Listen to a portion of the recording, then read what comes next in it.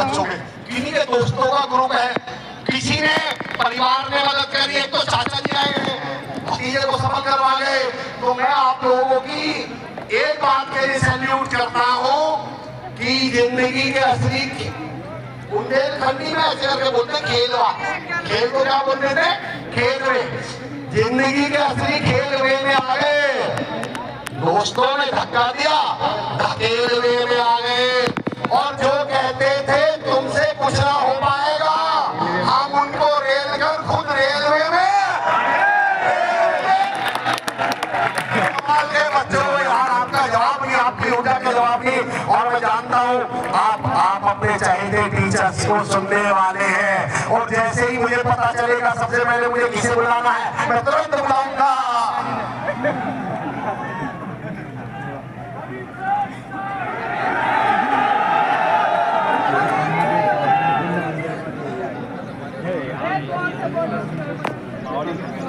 बाकी सबके प्रति, पूरी टीम के प्रति आप बच्चों का प्यार और स्नेह है। एमपी से आप आए हैं और कोई खास हेलो, सर्वप्रथम सरस्वती माता को प्रणाम। श्री गणेशाय नमः।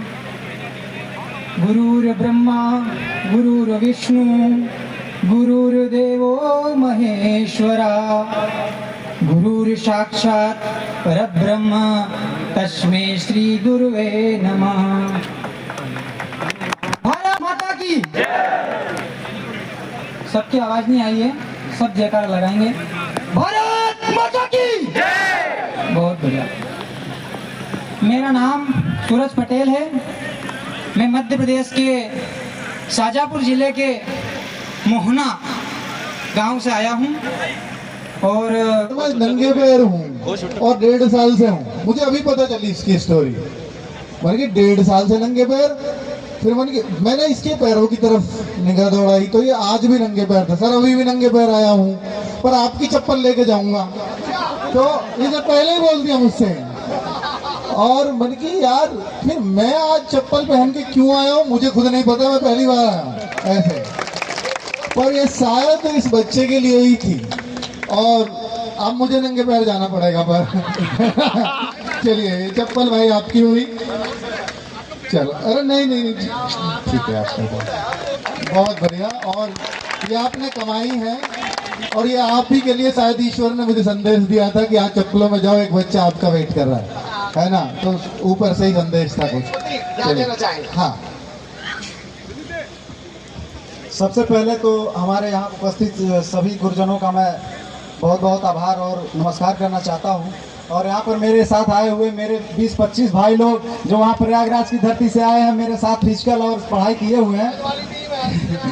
और मेरी आ जाओ सब लोग भाई, आ जाओ। मेरी जर्नी जो रही है, मैं 2019 में इंटर फाइनल किया था।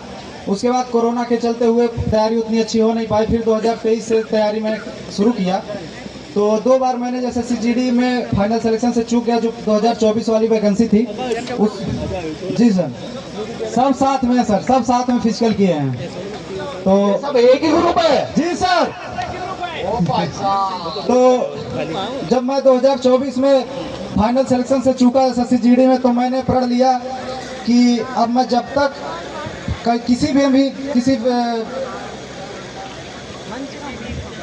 जब तक मैं किसी नौकरी में फाइनल सिलेक्शन नहीं ले लेता, तब तक मैं बिना बगैर चप्पल और जूतों के रहूंगा, सिवाय फिजिकल के टाइम। मैं झूठ नहीं बोलूंगा, क्योंकि बिना जूता पहन के दौड़ने में हो नहीं पा रहा था। मैंने ट्राई किया, लेकिन पैर छिल जाते थे, तो वो मुझे तोड़ना पड़ा। लेकिन मैं और हमेशा अपना हमेशा दिनचर्या हमारा बिना चप्पल और जूता का रहा है।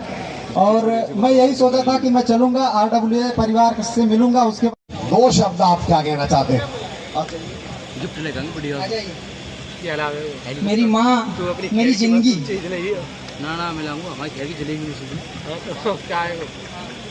आप सभी बच्चों के संस्कार माता पिता पहला गुरु रहता है कि नहीं?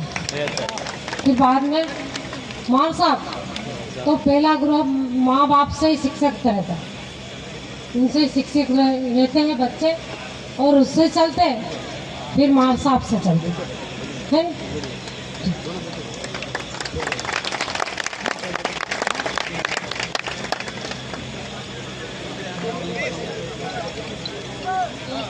पढ़ाई करी, कैसी कैसी मुश्किलें आई, ये हम कहना चाहती है। बहुत मुसीबत, रात भर संघर्ष किया और रात भर सोया नहीं, और हमें सुला देता, थक कर नहीं बैठना है और हमें ज़िंदगी से निकलना है। हमारे पैर पे खड़ा होने की संभावना रखी और पैर पर खड़ा होकर ही रहूँगी। आप माँ सब हमारे संग साथ है, और भोलेनाथ साथ है, और उनका जल भी चढ़ाया। रोज बच्चों ने उठ के मेहनत भी करी और सब उनकी मेहनत करी सफलता दी।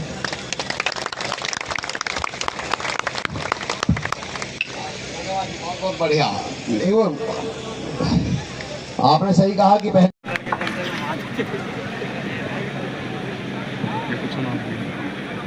मैं आरडब्ल्यू परिवार के लिए कुछ कहना चाहती हूँ। जो खुद मैंने एहसास किया है, बस वही कहने का प्रयास किया है। जो खुद मैंने एहसास किया है, बस वही कहने का प्रयास किया है। मुश्किल से मुश्किल सवालों का भी हल दिया है आपने, मुश्किल से भी मुश्किल सवालों का भी हल दिया है आपने, और जो कभी ना भुला सकूं वो पल दिया है आपने। आपने ही तो हमें शिक्षा का सही मतलब समझाया है। आपने ही तो इस दुनिया को अलग नजरिए से दिखलाया है। एक गुरु की तरह नहीं बल्कि एक परिवार की तरह साथ दिया है आपने। एक गुरु की तरह नहीं बल्कि एक परिवार की तरह साथ दिया है आपने। और जब कभी भी लगा मैं गिरा, आपने ही हाथ दिया है। कभी सख्त हो जाते तो कभी डांटते धमकाते हैं, कभी सख्त हो जाते तो कभी डांटते धमकाते हैं, तो कभी एक दोस्त की तरह हमें प्यार से समझाते हैं। एक गुरु अपने शिष्य की हर बात जान जाता है।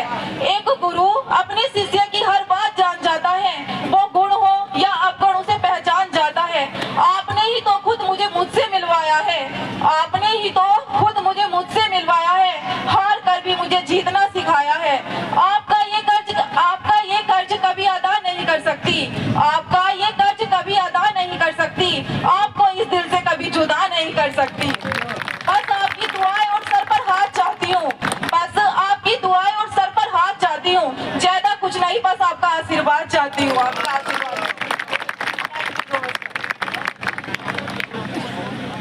अपना समय निकाल पाते हैं, ये आपके ऊपर ही निर्भर करेगा। उसके अलावा आपके साथ एक जिम्मेदारी और आपके पास जुड़ जाएगी। आज तक जिन माता पिता के सहारे आप चलते थे या फैमिली मेंबर्स के सहारे आप चले थे, अब उनको सपोर्ट करने की जिम्मेदारी भी आपकी रहेगी।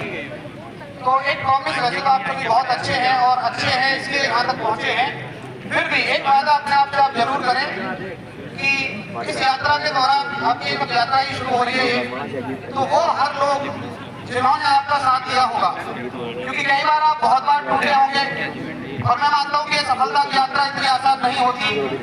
कई बार बहुत बार मन करता है कि यार चलो छोड़ देते हैं, लेकिन वहीं कोई हमारे ईश्वर के द्वारा भेजे गए हमारे सहारे के रूप में आते हैं, चाहे वो हमारे बड़े भाई हैं, चाहे पिता हैं, चाहे दोस्त हैं। और जब हम बिल्कुल टूट चुके होते हैं, बस मन करता है कि अब छोड़ दें, और पीछे से कंधे पर हाथ रखकर कहते हैं कि तू ये कर सकता है, और हमारे अंदर एक नई ऊर्जा आती है करने की। तो बस मैं आप सभी से निवेदन करूंगा कि ऐसे सभी साथियों को याद रखें, चाहे वो आपके पिताजी हो, माताजी हो, आपके भाई हो, बहन हो, यार हो, दोस्त हो, और सभी से बीच बीच में मिलते जुलते रहें, पूछते चलें कि क्या उनकी अपनी जरूरतें हैं। उसके अलावा एक एक्सपेक्टेशन आप सभी से होती है, जो भी साथी सफल होकर आए हैं। अच्छा, मैं बता दूं कि क्या उम्मीद आप सभी से होती है हमारी, एक नहीं बतानी है। देखिए, आप सभी थोड़े से सफल हैं, तो आप ऐसा होने लग गया होगा कि बाकी बच्चे भी आपसे आके पूछने लग गए होंगे अब कि क्या क्या पढ़ा था, कैसे कैसे पढ़ा था। करते हैं, कोई मसीहा कहता है, कोई भगवान कहता है, कोई कहता है मैंने ऐसा शख्स दुनिया में दूसरा नहीं देखा, और इसलिए मैं कह रहा हूँ कि आपका दिल करने लगेगा टाटा ठैया। तेरी वीडियो तो बनी जाएगी।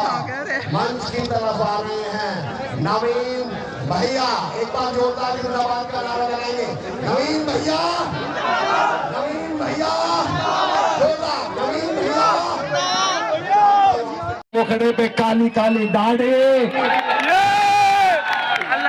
गोरे गोरे मुखड़े पे काली काली दाढ़ी, मंच पर आ चुकी है नवीन भैया की गाड़ी। नवीन भैया आ चुके हैं मंच पर, चेहरे पर वही चिरपरिचित मुस्कान, हाथ पीछे बांधे हुए वही उनका व्यक्तित्व, वही सादगी, वही बड़प्पन, वही लाखों करोड़ों युवाओं के दिलों पे राज करने वाले, उसके बावजूद सादगी की प्रतिमूर्ति नवीन भैया। अब जिनके कहते ही आप बैठ जाएंगे।